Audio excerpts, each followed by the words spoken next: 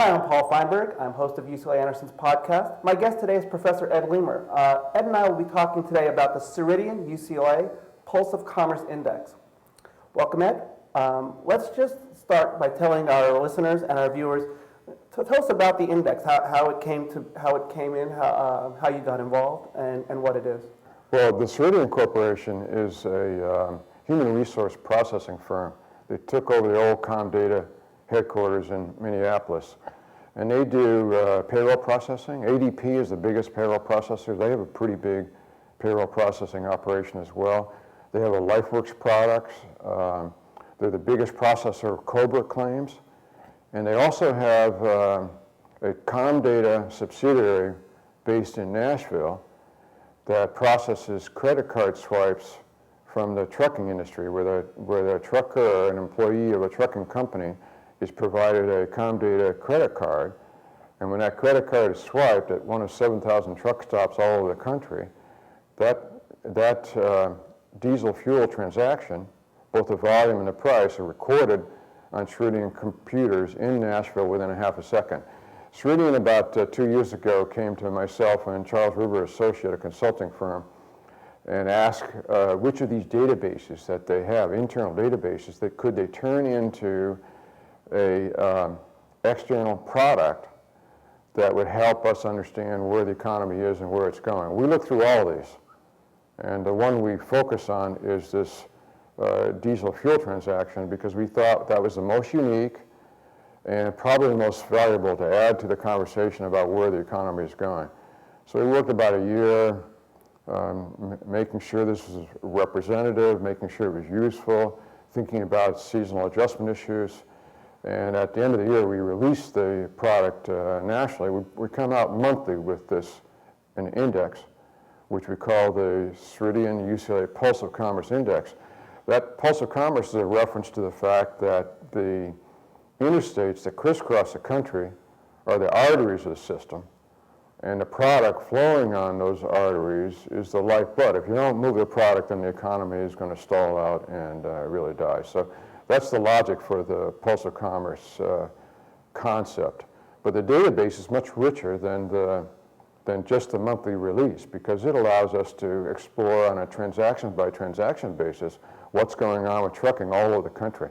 So we can do it at great geographic detail, and we can do it at very fine time intervals to the extent that it's of use. And those are the kinds of things we're still exploring. So elaborate a little bit, before we start talking about results, and I know that there's been some significant results over the last year, but elaborate a little bit about the relationship between the trucking industry and our economy. Why is it such an indicator for you? Well, we like to say our indicator is early and amplified. Leading indicators are effective if they move early and if their movement is amplified so you can really see it. And that's what the trucking industry does, as measured by our index. The logic for that is that the recessions, which are the most important forecasting event, normally the U.S. economy grows at about 3% quarter after quarter, with hardly any variability over a 35-year period. That constant growth is punctuated by what we call recessions, in which you dip down a little bit, and then recoveries when you come back up to a trend.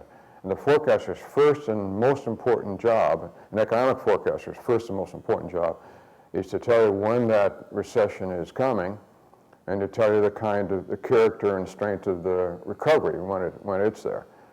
So it's very important to have indicators that accurately indicate that a recession is on the way. A recession is mostly about the goods part of the economy, not the service part. The goods is about 1/3, the service sector is about 2/3. In recessions, the service sector keeps on growing. You don't see a dramatic decline. It's the goods components, postponable things, which are homes and cars especially. It's the postponement that really defines what a recession is all about. So if you want to measure the recession, the oncoming recession, and get it clear, you got to focus on the goods component. And the goods requires trucking to occur. And that's why we think this is a very unique indicator, and it's proven itself to be extremely valuable as well. Now, we spoke earlier, and we were talking about how the index had two goals. Can you tell us what those goals were, and tell us if those goals were met? Well, Ceridian wanted to use their internal databases. Should be an alert to companies all over the United States too, because they have valuable assets internally in terms of their business records for understanding where their business is and where it's going, helping out their customers. Those databases can be tapped into in the way that Ceridian has. So that was the first idea from the standpoint of Ceridian. We also felt enthusiastic about this because our job is to foresee the economy. And when we saw what this index could do and how it was distinct, we have in this country the index of leading indicators. There are 10 indicators. And this component of the economy is totally excluded. And as time goes on, I think you'll see this added to one of the top 10 lists in terms of leading indicators. So that was the first goal, is to change the conversation about where the economy is and where it's going by adding a totally new index, an index that measures a very, very important part of the economy. But the second thing is a public relations asset. This was going to be very helpful for getting Ceridian's name out there, and that helps support their stock, it helps get them customers, and it's the same thing is true for UCLA. We have to think of how we can manage the UCLA brand, how can we reach out to our potential customers, whether they're our taxpayers or donors or students. You've got to get that name out there. So both Ceridian and myself and UCLA in general were interested in not just affecting the national conversation, but also creating more news and more buzz about what's going on here at UCLA. And that's been extremely successful. And Ceridian is totally happy about the outcome. Every month when we do the release, we're featured on CNBC at 9 o'clock in the morning. I do an interview with Bloomberg with the Hayes Advantage, which is a half-hour interview in which we talk about not just the index, but also about my take on where the economy is and where the fragility is and whether we're going to have another dip or whatever. Those are just two of many, many examples. This thing is really has been extremely successful in terms of creating buzz and interest. I think it's just beginning, to tell you the truth.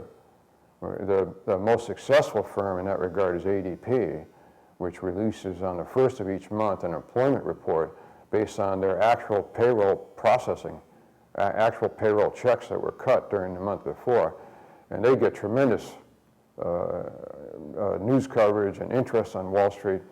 We're not at that point yet, but I think we'll be moving up to, perhaps not the ADP level, but moving up in that direction over the next years as analysts come to realize, become familiar with the concept, which is inherently interesting, the idea that you're tracking trucking at 7,000 truck stops all over the country. What could be better than that if you think about monitoring where the economy is going? So it's inherently interesting, and it's proving itself as an excellent indicator of the health of the economy and the nature of the recovery that we're having. So as those two things become more known, the analysts are going to latch onto this and start to make their stock trades based on it. And when that becomes commonplace, then the media will jump on board and you'll see a whole lot more media coverage. And that's yet to come, the way I see it.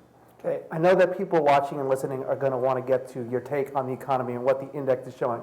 But before we get to that question, I'm wondering how you came to realize that the index was valuable. Did you have to go back and look at the history of the index and match it up to real history and see if it aligned?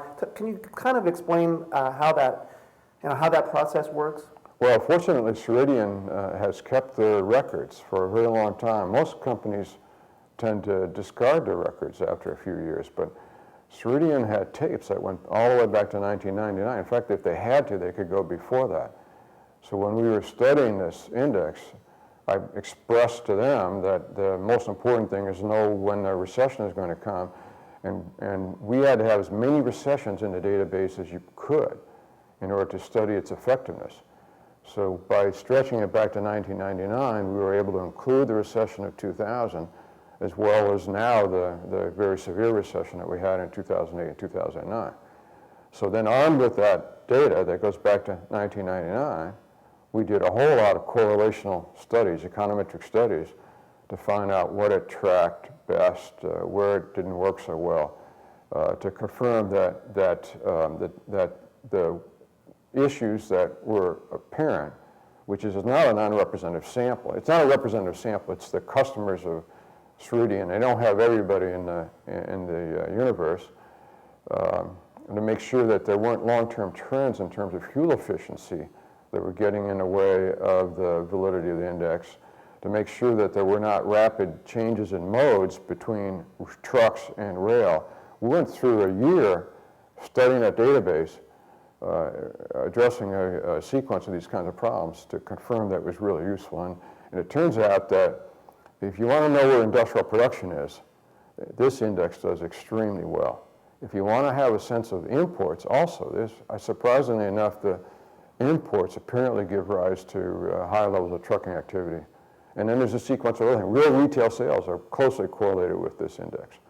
So we worked hard identifying the usual list of possible correlates and to find out which ones it really did work well on. And we're frankly, very enthusiastic about the usefulness of this data set. Okay, so I want to let everyone know we're taping this towards the end of March in 2011. What is the index showing now, and where does Ed Leamer see the economy going over the next couple of quarters, or even out farther than that? So that question has two different answers. It has two parts and it has two answers. Okay. The index continues to be somewhat troubled. We had a very strong recovery starting at the end of the official recession, which was in the summer of 2009, I'm sorry.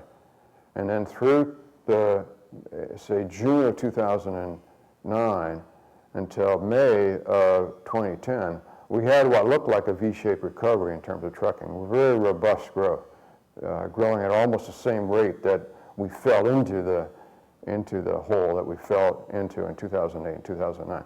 So we're thinking this could be a real recovery. A real recovery means 6% economic growth. 3% GDP is normal, 5 or 6% is a real recovery.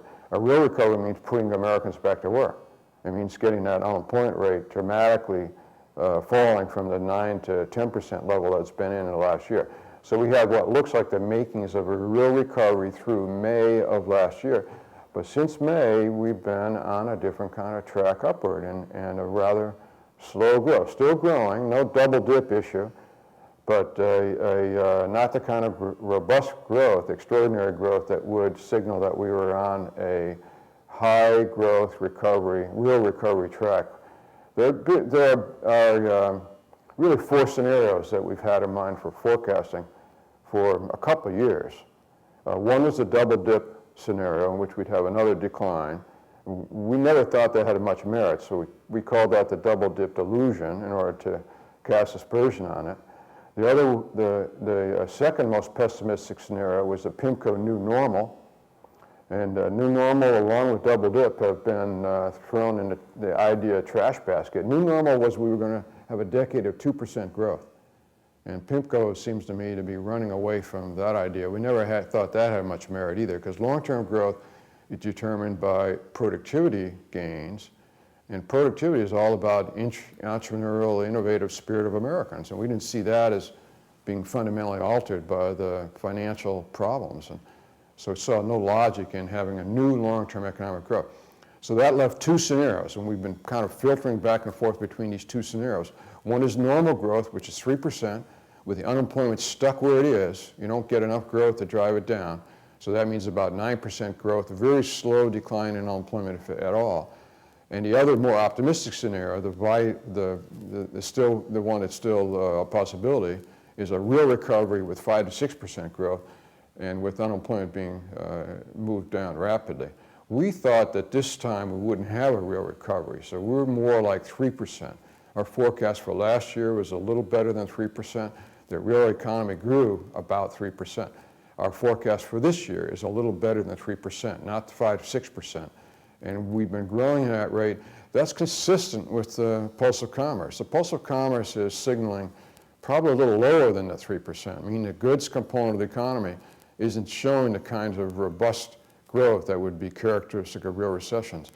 So the pulse of commerce is consistent with our view. That view is based on the idea that you normally get temporary layoffs. The job market normally in a recession provides temporary layoffs followed by recalls, in which people do basically the same thing.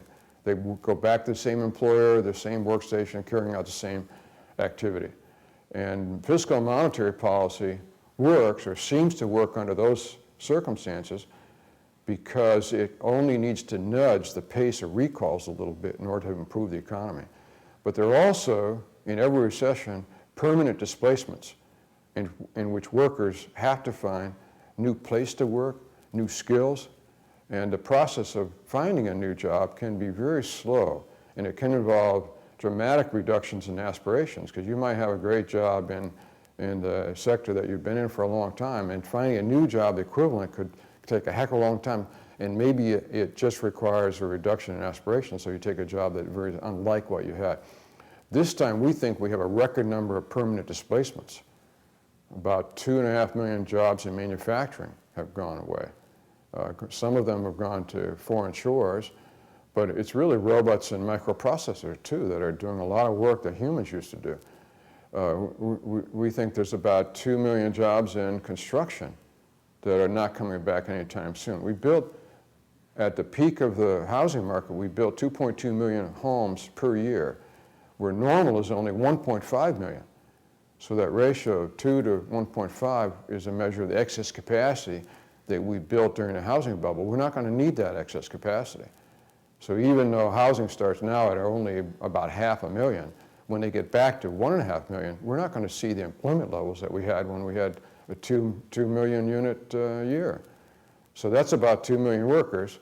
And the retail too is not likely to come back anytime soon, in part because Americans are not going to shop like they used to, but also because the internet is playing a bigger and bigger role, as well as computerization at the retail stores. You know, when you go to a grocery store, you don't need to work with a clerk anymore. You can do your own checkouts. So the microprocessor, both in terms of activity at the retail level, but also in terms of the internet, are killing jobs. We think there's about 1 million jobs in retail that are not coming back. So that means you've got 5.5 million out of 8 million unemployed workers who are not going to easily return to the jobs that they had before. And they have to find new locations, new skills in order to find a new job. That's a recipe for a very sluggish job market for a very long period of time. So that's why our forecast is at the lower end of that interval of forecasts, a viable interval which is between 3% GDP growth versus 5 to 6% GDP growth. We're still at the lower end of that and expecting unemployment rate to very, very sluggishly moving down and still high at the end of a couple of years. Now, I know that one of the nice things or interesting things about the Ceridian data is that it can be regional as well. Are you seeing anything from the index that's specific to California that is or that telling you things about where the state economy is going? Let me come back to California, tell a little bit about the regional character of the data set, what it helps us do. This winter, there has been story after story in the Wall Street Journal and the New York Times about how it's been a harsh winter, and that's affected the data. When the employment report in February was strong, the Wall Street Journal reported that this was a bounce back from a harsh winter, as if to suggest January was harsh and February was not. I don't know where they get that stuff. So in the midst of these winter times, you're always reading about how the winter made us do it. The reason that the housing starts were down is that we had a harsh winter. Well, with our data set, we can actually drill down into it on a regional basis, on a daily basis, to see what impact snowstorms actually had. And just like with hurricanes, the National Oceanographic and Atmospheric Administration, NOAA, gives a categorization of snowstorms from 1 to 5. And in the first 3 days of February, we had a Category 3 snowstorm, which was a very serious snowstorm. Also in January, there was one Category 3 and one Category 1 snowstorm. So we can look at the data on a day-by-day basis to see whether trucking was impacted by the snowstorms at a specific point in time when the snowstorm occurred. But in addition, we can look at the regions. That's that February snowstorm. You're supposed to have a map of the United States in your mind's eye now. that February snowstorm sweeps from down in Texas, through Chicago, up through the Great Lakes, up into New England. So we can look on a regional basis to see if that was the regions that had the weak February. Indeed, that's exactly what happened. All those regions had had declines on a seasonal adjustment basis of the trucking activity. Where we still had trucking growth was in California, in the West, in the mountain region, even in February. We didn't have as strong as we typically had, but we still had it up. So, but on the other hand, so that made us think that the weakness in February with our index was a weather-related phenomenon. But on the other hand, the downturn in trucking was all in the first week in February. The second week of February was a makeup, which was stronger than normal. So by looking at it on a daily basis, realizing that this was a snowstorm that occurred at the beginning of the month, had lots of possibilities for the makeup for the rest of the month, our take is that most of the weakness in the February number, which is down 1.5%, most of that weakness is not a weather-related phenomenon. It had to do with the sluggishness in the economy overall. So that's what the regional data and the daily data, the ability to disaggregate by region, the ability to drill in on a daily basis, that's what that data set allows us to do. You can't do with any other data set. Most of the data sets are after-the-fact surveys that describe the whole month before, and everybody's guessing about what impact weather actually had. Now, coming back to your question about California, what's interesting is the western region, not just California, but the Pacific Northwest as well, it's had a strong recovery, strong bounce back in trucking activity. It was first to turn down, but it's also first to turn around. It's been kind of the canary in the coal mine as far as this recession is concerned. And its trucking volume, unlike the rest of the country, its trucking volume is back above where it was at the previous peak. And in that sense, California's been looking pretty healthy. Now, the February data for California wasn't good. And I was very worried that both on a national level and a California level, we were sticking our necks out and standing all alone. And specifically on a national level, we said industrial production was going to be weak in February, and lo and behold, industrial production actually did turn weak in February. It was a small negative. We thought it was going to be about a zero. It turned out to be a small negative. In addition, California was weak, so we watched the ports, both for exports and imports in February. That port data just came out, and it too was consistent with our pulse of commerce. So we really do think we have something extraordinary going on here, and as time goes on, there's a lot more people going to realize how valuable this index really is.